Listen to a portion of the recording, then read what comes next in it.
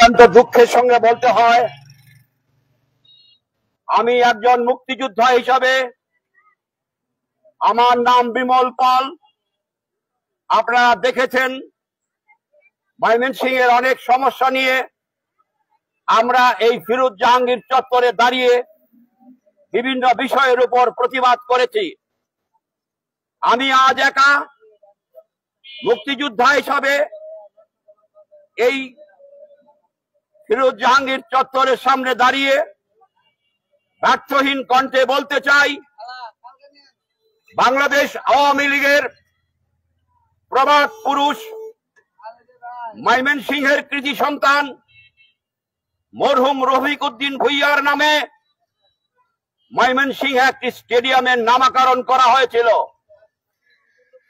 আজ রফিক উদ্দিন ভূঁইয়া নেই, আজ তার নামে যে স্টেডিয়ামের নামকরণ করা হয়েছিল, আপনারা জানেন আজ থেকে 2-3 দিন আগে ক্রীড়া উপদেষ্টা একটি প্রজ্ঞাপনের মাধ্যমে এই স্টেডিয়ামের নাম বন্ধ করে দিয়েছেন।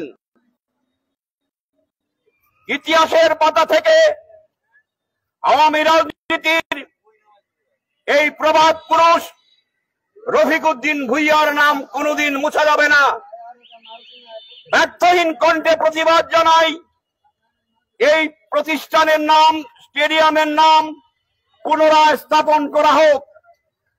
পাশাপাশি বলতে চাই বর্তমান ইউনূস সরকারকে যে আপনারা এই ময়মনসিংহ শহরের ইতিহাস এবং ঐতিহ্যের সঙ্গে যে সমস্ত নামগুলো আছে সেইগুলোকে পরিবর্তন করতে চেষ্টা করবেন না। যেমন আপনারা জানেন আওয়ামী লীগের আরেক প্রবাদ পুরুষ আবুল মনসুর আহমদ সাহেব, যিনি 54 নির্বাচনে আওয়ামী লীগের সঙ্গে যুক্ত ছিলেন, সেই আবুল মনসুর সড়ক আছে ময়মনসিংহে। আমরা চাই না আবুল মনসুরের নাম ইতিহাস থেকে নিশ্চিহ্ন হয়ে যাক।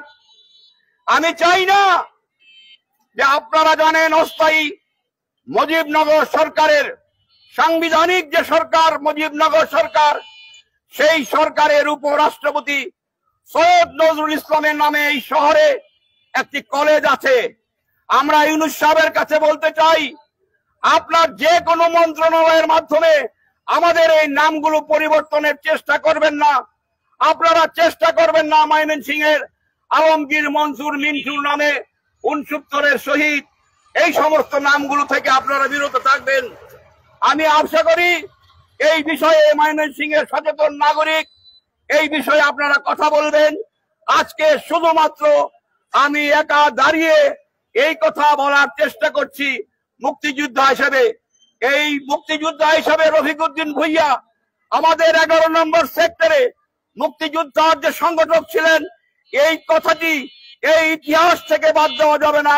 সংগ্রামী বন্ধুগণ, আপনারা ধৈর্য সহকারে এই কথাটি শুনেছেন।